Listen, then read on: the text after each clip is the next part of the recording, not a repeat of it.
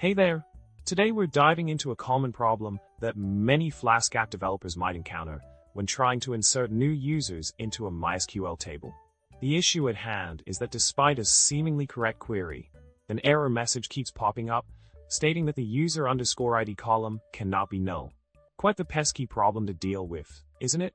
Now let's talk about the solution that came to the rescue for our troubled developer.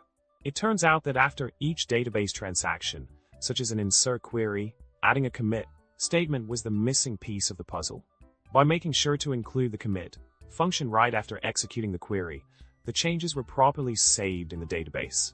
This simple addition worked wonders for our user_profile table conundrum.